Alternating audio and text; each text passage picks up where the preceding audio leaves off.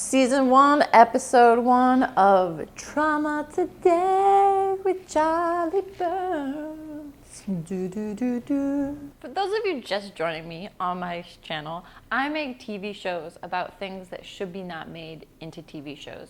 I just made a whole season about rating different men that I've dated, and now I'm making a TV show on traumatic events I've encountered. Hi. I'm Charlie Burns. I'm an artist who lives and works in New York City. I've been diagnosed with CPTSD. Before that, I was diagnosed with just PTSD. The C stands for complex. I'm not a healthcare professional. Like I said, I'm an artist, so I'm only going to be talking about this from my perspective. The things I have learned about my PTSD, I have things called hyper-awareness, hyper-vigilance, and avoidance. I have a few other things as well. But these things kind of present as anxiety. And I've only been able to name anxiety as anxiety in like the past 2 years, but it's new for me. I am going to make a TV show about traumatic events I've been through. I'm going to rate them, and I'm going to talk about PTSD and the things I've learned and the things I'm doing.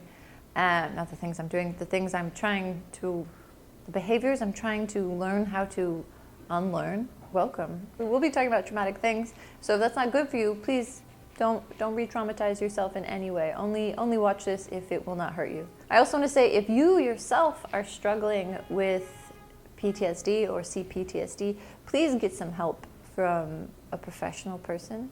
I'm just an artist. I'm just here to normalize. But we can really benefit from help.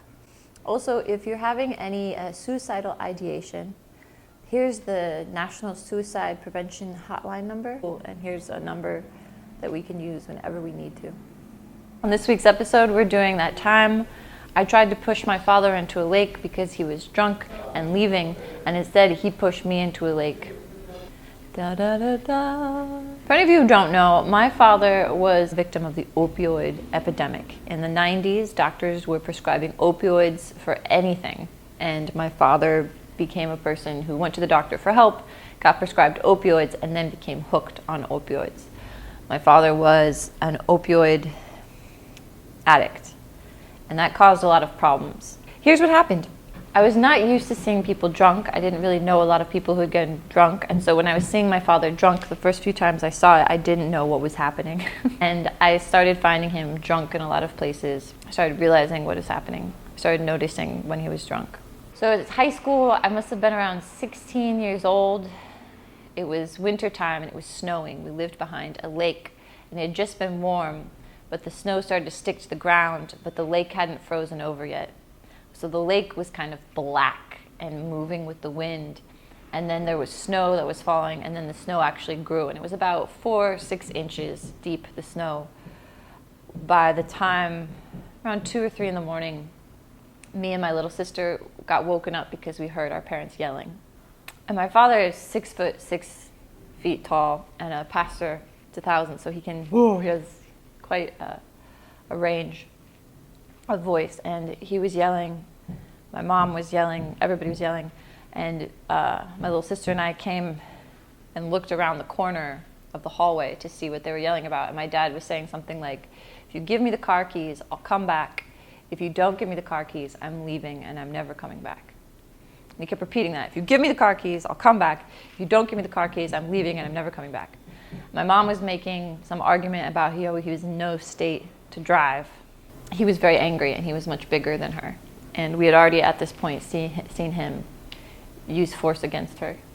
My mom not giving him the car keys, him trying to grab my mom. At one point, my little sister ran in front of my mom to try and protect her, and then he wanted to grab her, so then I ran in front of my little sister so that no one would get touched at all.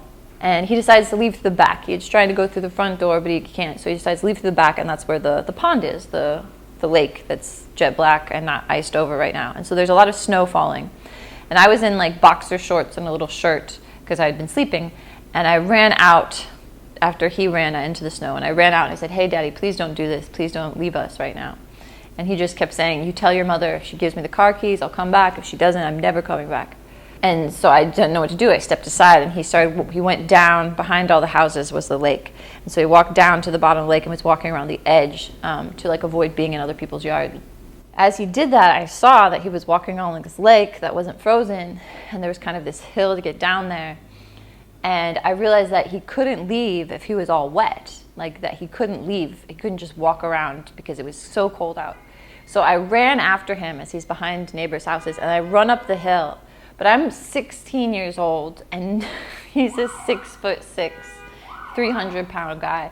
And so I just get all of the running speed I can, and I run down the hill kind of at him. But the last second, he realizes what's going on, but he was drunk enough that it was hard for him anyways. So he grabbed me by the front of the shirt. As I kind of push him, he falls in, and then he pushes me by the front of the shirt in front of him so that I completely submerge under the water. And he gets into about up to here. And I just remember I came up out of the water, and it was like this shock. I don't know if I'd ever been that cold. It was this shock of being so cold. And he by the time I turned around, he was already up out of the lake. Just he didn't curse, but he was saying "dag nabbit," and I was so cold. And the one thing I remember from the night is as I was getting up out of the lake, my dad turned around, and he actually stepped back into the lake, and he helped me out. And then once he saw that I was out, again, he got angry again. He turned around. He walked back to our house. We got inside. My dad just said, "Look what your daughter did to my mom." All right, and now it's time to rate the traumatability of this encounter. So we're going to rate it on a scale of 5 things. We have impact, hypervigilance, hyper-awareness, avoidance, and understanding.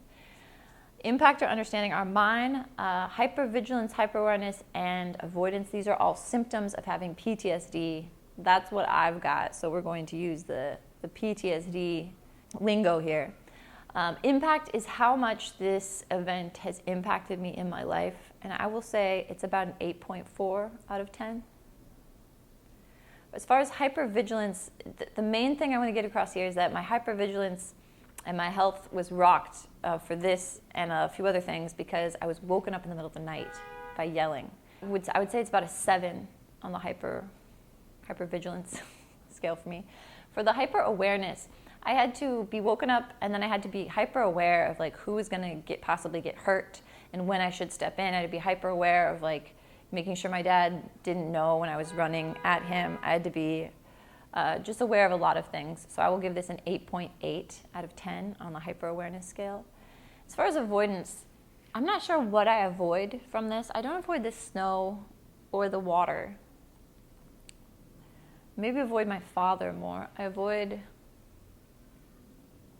not sure. I'm going to give it a 5 until I can think more on it. As far as understanding, there have been so many times in my life where people have just told me to go back to a place where people were doing stuff like this to me, or where this kind of crazy stuff is happening. There have been so many times where I've been struggling, and then the best advice they can give me is that I should go back to a situation that was even worse than the current struggle I was in. Or so many times people just tell me to go home or go back to my family, when it's not always been possible for me because it's been so dangerous to do that. And I feel like if people understood this story, if they understood that, I tried to push my drunk father into a lake so that he wouldn't be lost to us for a while, but instead I got pushed in a lake, and I was 16, that would kind of explain a lot about me. So I give it an 8.5 as far as understanding goes. So if I tally up all these points, the impact, the hypervigilance, the hyper-awareness, the avoidance, and the understanding, we get 37.5 points, which is about 75%. So we will say that the traumatability for this specific situation is 75. Boo, boo, boo, boo. Join me next time when I discuss a different traumatic event in life. Hopefully we'll have more pictures. We'll have more animations. Like and subscribe for more, and feel free to become a patron of mine if you would like to give me money for doing this. I wouldn't mind it. Thank you so much for your time. Thanks for watching this episode of Traumatic Times with Charlie Burns. I'm your host, Charlie, and I will see you next week for another episode of Traumatic Times. Like and subscribe for more.